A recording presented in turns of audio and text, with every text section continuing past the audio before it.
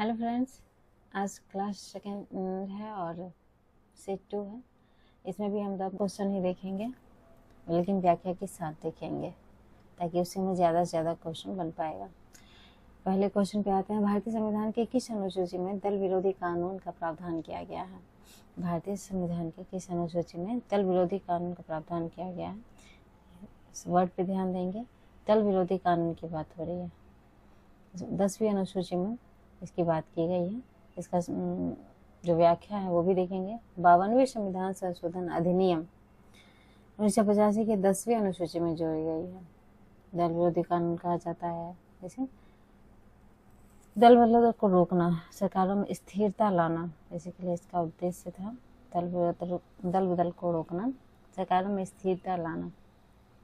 दूसरी बार संशोधन कब हुआ था? 51वें संशोधन 2003 में कुछ बड़े बदलाव किए गए थे। ठीक है, नेक्स्ट क्वेश्चन पे, भारतीय संविधान का कौन सा अनुच्छेद सरकारों को ग्राम पंचायतों के गठन का निर्देश देता है? ग्राम पंचायत हमारे और आपके यहाँ भी रहते हैं। ग्राम पंचायत का मतलब है आर्टिकल 40। आर्टिकल 40 में इसकी पूरी डिटेल मिलेगी, ग्राम पंचायत के गठन। ठीक है, इसकी डिटेल व्याख्या पे आते हैं। DPSP राज्य के नीति निर्देशक तत्व। DPSP directive principle of state policy, राज्य के नीति निर्देशक तत्व। भाग 4 36 से 51 में इसकी बात की गई है। आर्टिकल 36 से 51 में इसकी बात की गई है। कल्याणकारी राज्य की स्थापना करना, देश में सामाजिक व आर्थिक लोकतंत्र को सुनिश्चित करना इसका उद्देश्य है। नेक्स्ट क्वेश्चन, संसद के किसी भी सदन की बैठक आयोजित करने के लिए न्यूनतम आवश्यक कोरम जनप्रति कितनी है? 1/10 सदन की कुल सदस्य संख्या का 1/10वां भाग होना ही चाहिए।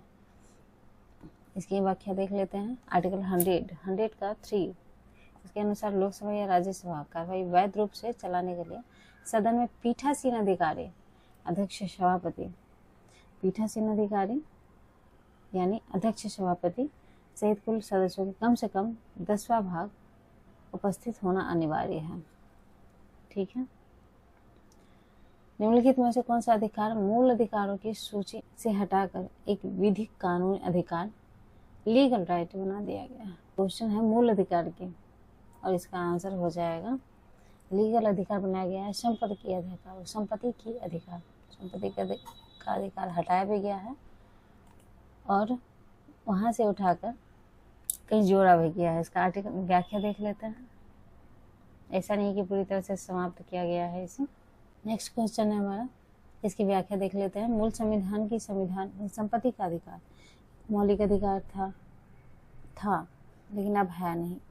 आर्टिकल 19 के 1 में आर्टिकल 30 और आर्टिकल 31, परंतु 44वें संविधान संशोधन अधिनियम 1978 द्वारा इसे मौलिक अधिकारों की सूची से तैयार पूरी तरह से हटा दिया गया। 44वें संविधान संशोधन अधिनियम 1978 द्वारा इसे मौलिक अधिकारों को सूची से हटा दिया गया है। वर्तमान में संविधान के भाग 12 के आर्टिकल 300 क के तहत केवल एक विधिक या कानूनी अधिकार है, संपत्ति का अधिकार। ठीक है, नेक्स्ट क्वेश्चन पे आते हैं। भारत के राष्ट्रपति पर महाभियोग चलाने की प्रक्रिया संविधान के किस अनुच्छेद में वर्णित है? आर्टिकल 61 हो जाएगा इसका आंसर। आर्टिकल पढ़ना इसलिए जरूरी होता है कि इससे भी सवाल हमारे पास आते हैं।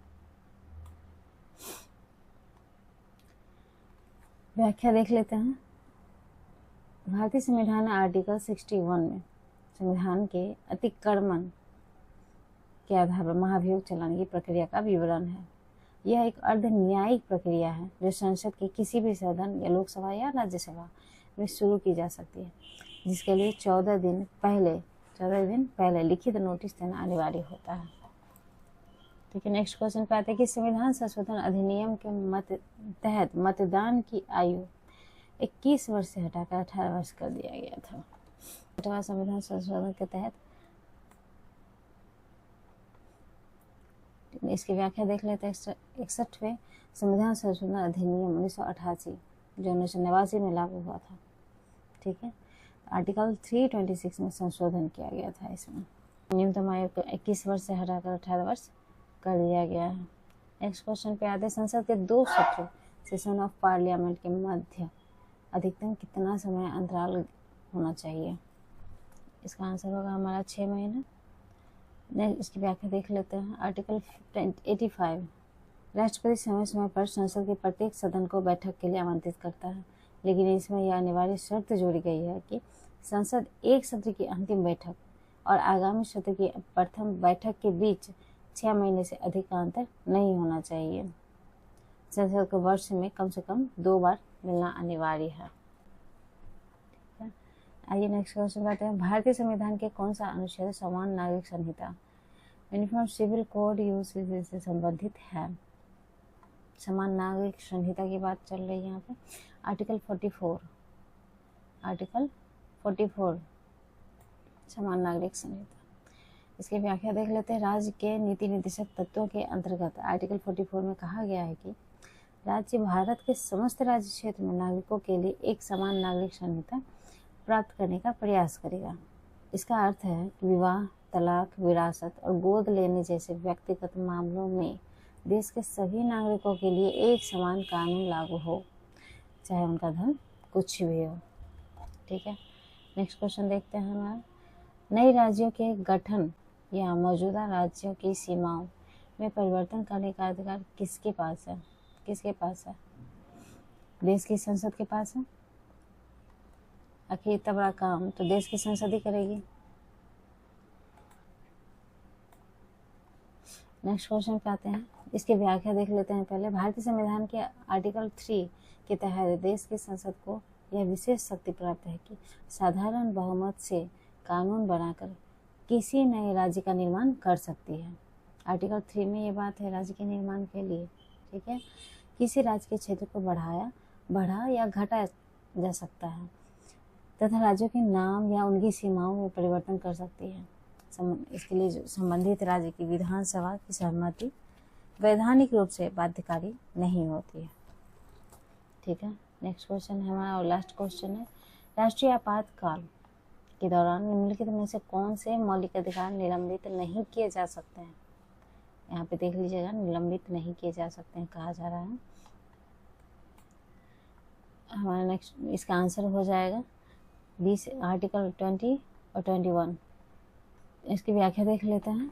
44वें संविधान संशोधन अधिनियम 1978 महत्वपूर्ण व्यवस्था की गई थी कि आर्टिकल 352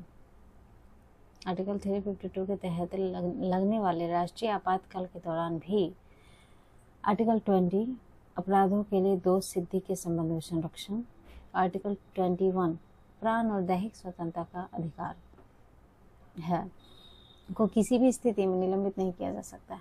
नागरिक के आपातकाल में भी अदालत की शरण ले सकते हैं। तो फ्रेंड्स, आज का बस इतना ही क्वेश्चन, 10 क्वेश्चन। मिलते हैं नेक्स्ट क्लास में। आप सबका बहुत बहुत धन्यवाद।